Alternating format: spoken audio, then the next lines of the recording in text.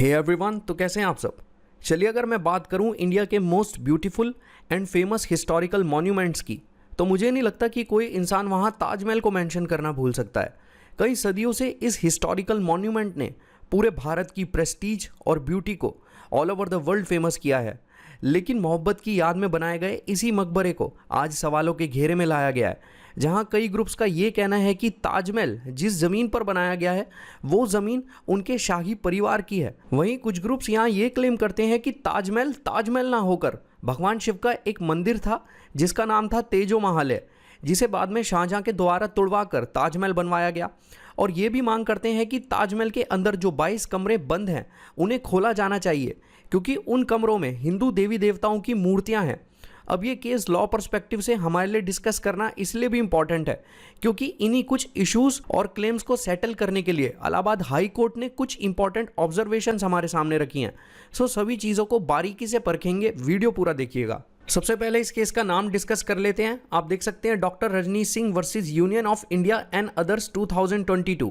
अब ये केस आप लोगों के लिए जानना इसलिए भी इम्पॉर्टेंट है क्योंकि ये केस राइट टू इन्फॉर्मेशन जैसे एक इंपॉर्टेंट राइट का स्कोप हमें बताता है। चलिए अब इस केस से जुड़े कुछ इंपॉर्टेंट फैक्ट्स भी हम जान लेते हैं। जैसा कि आप सब देख ही सकते हैं कि ये हैं डॉक्टर रजनीश सिंह, जो कि हैं इस केस में petitioner. So doctor Rajneesh Singh यहाँ भारतीय जनता पार्टी की अयोध्या यूनिट के मीडिया इंचार्ज होते हैं, और डॉक्टर रजनीश सिंह ही वो पर्सन है जिन्होंने ऑनरेबल इलाहाबाद हाई कोर्ट में एक रिट पिटीशन फाइल की और हाई कोर्ट के सामने ये डिमांड रखी कि इलाहाबाद हाई कोर्ट ASI यानी आर्कियोलॉजिकल सर्वे ऑफ इंडिया को ये डायरेक्शंस दे कि आर्कियोलॉजिकल सर्वे ऑफ इंडिया एक फैक्ट फाइंडिंग कमेटी बनाएगी, जो कमेटी यहाँ इस मैटर को स्टडी करेगी और लोगों के सामने ताजमहल की असली हिस्ट्री को लेकर आएगी। पिटिशनर यहाँ ये चीज़ भी मेंशन करते हैं कि वो खुद और कई सारे हिंदू ग्रुप्स ये चीज़ क्लेम करते हैं कि ताजमहल ताजमहल ना होकर बल्कि लॉर्ड शिवा का एक टेम्पल है जिसका नाम है तेजो महल। और पिटिशनर ये भी कहते हैं कि भगवान शिवा के टेम्पल से जुड़े ये फैक्ट्स कई हिस्टोरियंस ने अपनी बुक्स में भी मेंशन किए हैं। जहां एक तरफ पिटिशनर हाई कोर्ट में रिट पिटीशन फाइल करके कई चीज़ें यहां मेंशन करते हैं, वहीं पिटिशनर कोर्ट से ये रिक्वेस्ट करते हैं कि ताजमहल के अंदर जो 22 बंद कमरे हैं उन्हें खोला जाए, क्योंकि पिटिशनर के अकॉर्डिंग कई हिंदू वर्शिपर्स और हिस्टोरियंस का ये मानना है कि उन 22 बंद कमरों में हिंदू देवी देवताओं की मूर्तियां और साथ ही साथ भगवान शिव का एक मंदिर भी है। पिटिशनर कोर्ट को ये चीज़ भी कहते हैं कि कई बार पहले भी इन 22 बंद कमरों से जुड़े सवालों के जवाब ढूंढने के लिए RTI फाइल की गई थी, लेकिन आर्कियोलॉजिकल सर्वे ऑफ इंडिया ने यह कहा कि सिक्योरिटी रीजंस के चलते किसी भी चीज़ को यहाँ डिस्क्लोज नहीं किया जाएगा। पिटिशनर ये चीज़ स्पेसिफाई करते हैं कि जो भी क्लेम्स हिंदू कम्युनिटी के द्वारा दिए जा रहे हैं उन्हें सॉर्ट आउट करना ज़रूरी है, जिससे हिंदू मुस्लिम्स के बीच होने वाले क्लैशेस को यहाँ रोका जा सके। चलिए आपके साथ एक चीज़ शेयर करता हूँ। लॉ समझना इतना भी मुश्किल नहीं है अगर साथ मिलकर समझेंगे तो, और ये चीज़ तभी पॉसिबल हो पाएगी जब आप इस नोटिफिकेशन बेल को दबाएंगे और मेरी वीडियोस सबसे पहले पाएंगे। तो कर दीजिए क्लिक। तो जहां एक तरफ पिटिशनर इलाहाबाद हाई कोर्ट में रिट पिटीशन फाइल करके कई चीज़ों को क्लेम करते हैं, वहीं दूसरी साइड दिया कुमारी, जो कि राजस्थान से भारतीय जनता पार्टी की मेंबर ऑफ पार्लियामेंट है और साथ ही साथ वो जयपुर के महाराजा मान सिंह की ग्रैंड डॉटर हैं। मतलब दिया कुमारी जो मेंबर ऑफ पार्लियामेंट होने के साथ साथ जयपुर के शाही घराने की एक सदस्य भी हैं, वो दिया कुमारी ये कहती हैं कि ताजमहल को जिस ज़मीन पर बनाया गया है वो ज़मीन जयपुर की रॉयल फैमिली यानी जयपुर के शाही घराने को बिलोंग करती है।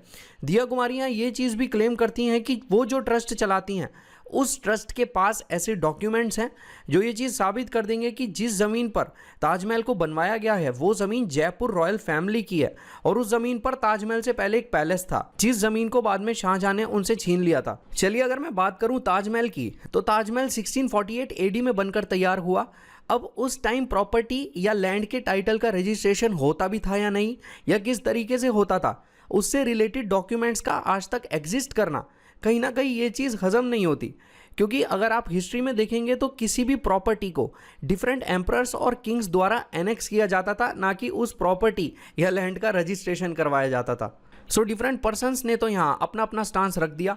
फाइनली अब जान लेते हैं कि इलाहाबाद हाई कोर्ट का इस रिट पिटीशन में mentioned different request and claims को लेकर क्या कहना है। सो इलाहाबाद हाई कोर्ट की लखनऊ बेंच जो कंसिस्ट करती थी justice DK Upadhyay and justice Subhash Vidyarthi को, उस बेंच ने कुछ इंपॉर्टेंट ऑब्जर्वेशंस हमारे सामने रखी हैं। तो एक एक करके उन सभी ऑब्जर्वेशंस को समझ लेते हैं। तो पिटिशनर के द्वारा फाइल की गई रिट पिटीशन में डिफरेंट रिक्वेस्ट को देखते हुए बेंच ये कहती है कि पेटिशनर जो चीज़ें कह रहे हैं उन चीज़ों से रिलेटेड डिबेट्स ड्राइंग रूम तक ही अच्छी लगती हैं, ना कि कोर्ट में। फिर पेटिशनर ये कहते हैं कि मेरा कंसर्न सिर्फ उन 22 कमरों तक ही है जो कि ताजमहल में मौजूद हैं, इसलिए मैं कोर्ट से ये रिक्वेस्ट करता हूँ कि मुझे उन रूम्स में जाने की परमिशन दी जाए। अगली इंपॉर्टेंट चीज़ मेंशन करते हुए जजेस ये कहते हैं कि आज आप उन 22 कमरों में जाने की बात कर रहे हो, कल को आप जजेस के चेंबर में जाने के लिए रिक्वेस्ट करोगे। जजेस यहाँ ये भी कहते हैं कि हमें उन हिस्टोरिकल फैक्ट्स के बारे में मत बताइए जिन पर आप यकीन करते हो। जजेस अगली स्टेटमेंट में पेटिशनर से ये पूछते हैं कि क्या सही में कोर्ट के अंदर जजेस को इन्हीं तरह के इश्यूज को डिटरमाइन करने के लिए रखा गया है। देखिए, इस स्टेटमेंट से जजेस का सिंपली मतलब ये था कि कोर्ट में मौजूद जजेस को किसी चीज पर स्टडी या रिसर्च कंडक्ट की जाए, क्या सिर्फ इसीलिए रखा गया है। सो अगली स्टेटमेंट में जब पेटिशनर ये कहते हैं कि उनके पास राइट टू इंफॉर्मेशन है जिसके अकॉर्डिंग ताजमहल के 22 बंद कमरों में क्या है, इस चीज को जानने का पेटिशनर के पास पूरा हक है। लेकिन इस स्टेटमेंट को सुनकर बेंच ये कहती है कि राइट टू इंफॉर्मेशन जैसे राइट को किसी स्टडी या फिर किसी रिसर्च को कंडक्ट कराने के लिए यूज नहीं किया जा सकता। बेंच ये चीज भी स्पेसिफाई करती है कि जो भी रिलीव्स पेटिशनर के द्वारा रिट पिटीशन में रिक्वेस्ट किया गया था, जैसे कि ताजमहल के रूम्स को एक्सप्लोर करना या फिर एक फैक्ट फाइंडिंग कमिटी को एस्टैब्लिश करना, इनमें से कोई भी चीज राइट टू इंफॉर्मेशन के एम्बिट में फॉल नहीं करती।